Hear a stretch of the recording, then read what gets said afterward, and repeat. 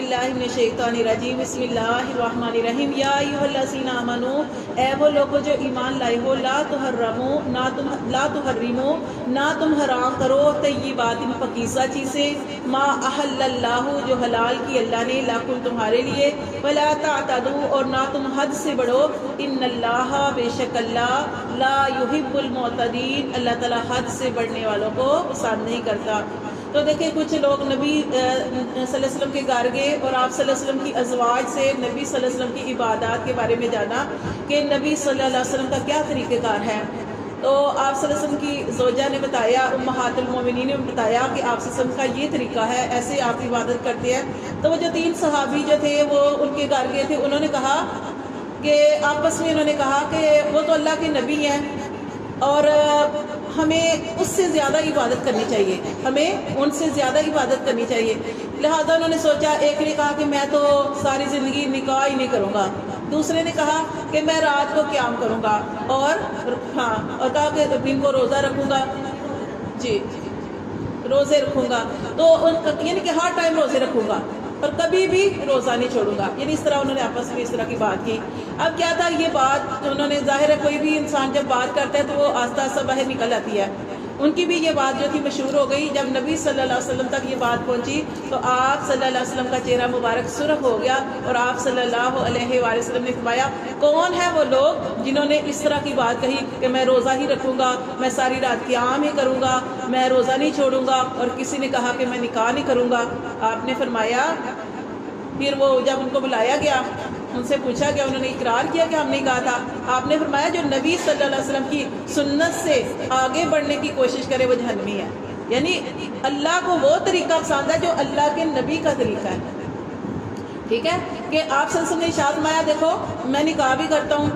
ٹھیک ہے، میں سوتا بھی ہوں، میں عبادت بھی کرتا ہوں، میں جاگتا بھی ہوں، اور میں روزہ چھوڑتا بھی ہوں اور روزہ رکھتا بھی ہوں، ٹھیک ہے۔ اللہ تعالیٰ کو اس طرح کی عبادت پسند ہے کہ آپ یہ نہ کہ آپ کہو کہ میں ساری زندگی روزے ہی رکھوں گی، ساری زندگی قیام ہی کروں گی، اس طرح کی عبادت اللہ نے دیکھے ہمارے لیے کتنی سہولتیں رکھی ہیں۔ آپ سورۃ مزمل پڑھتے ہیں تو اس میں اللہ تعالیٰ نے کیا ارشاد فرمایا، اپنے نبی صلی اللہ علیہ وسلم کو کیا فرمایا،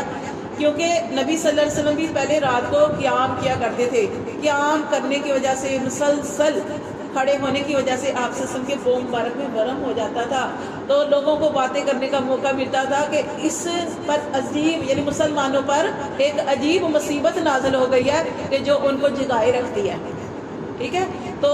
پھر اللہ تعالیٰ نے ہمارے لیے آسانیاں پیدا کی اور ہمارے لیے ٹائم بھی مقرر کر دیا کہ اگر آپ فجر کی نماز کے ٹائم سے پہلے جو تہجد کا ٹائم ہے اس میں اٹھ جائیں، اپنی نیند بھی پوری کریں اور تہجد کے وقت اٹھ جائیں، اس وقت اٹھ کر اللہ کی عبادت کریں، قیام کریں، یا جو بھی نوافل پڑھنے ہیں، جو بھی ذکر اذکار جو بھی آپ کرنا چاہتے ہیں وہ کریں، تو یہ طریقہ اللہ تعالیٰ کو پسند ہے۔ کہ سوئیں بھی، آپ بولتے کہ سوئیں گے نہیں، آپ کی نیند پوری نہیں ہوگی، پھر آپ کیا ہوگا کہ آپ اس طرح کی آپ فریش نہیں ہوں گے، تو اس لیے اللہ تعالیٰ نے نیند بھی رکھی ہے، سونا بھی چاہیے، قیام بھی کرنا چاہیے۔ عبادت کے جو ٹائم اللہ نے دیکھے، نمازوں کے ٹائم اللہ تعالیٰ نے کتنے پیارے رکھے ہیں کہ فجر جہاں سے دن کا آغاز ہوتا ہے کہ ہم فجر کی نماز پڑھتے ہیں تو کتنا دل مطمئن ہو جاتا ہے، کتنا سکون ملتا ہے کہ جب سب سے پہلے اٹھ کے آپ اللہ کے آگے حاضری دیتے ہیں اور اللہ سے دعائیں کرتے ہیں، اور پھر اللہ تعالیٰ نے دیکھے ظہر کا ٹائم اتنا پیارا ہے کہ اپنے کاموں سے کام بھی کر لیں، پھر اللہ تعالیٰ کو یاد کریں۔ عصر اور مغرب کا ٹائم تو کتنا زیادہ، عصر کی نماز کی کتنی فضیلت ہے،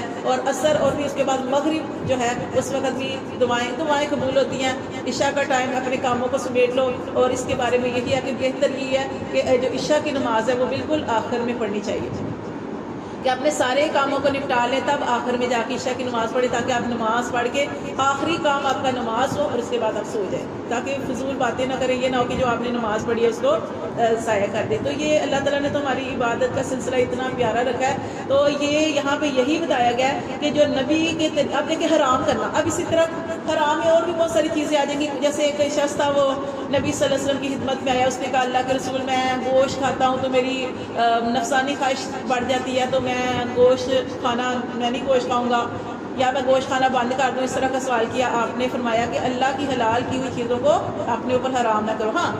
اگر آپ کو کچھ اس طرح کی چیزیں محسوس ہوتی ہیں یا کچھ اس طرح کا محسوس ہوتا ہے کہ آپ فلاں چیز کھاتے ہیں تو آپ کی تکلیف یا بیماری بڑھ رہی ہے، تو جیسے شوگر ہے تو آپ میٹھا زیادہ کھاتے ہیں تو تکلیف بڑھ رہی ہے، تو اب آپ نے حرام نہیں کرنا، ہاں کم کر دیں، حلال چیزوں کو اپنے اوپر حرام نہیں کرنا. اسی طرح کوئی کلر،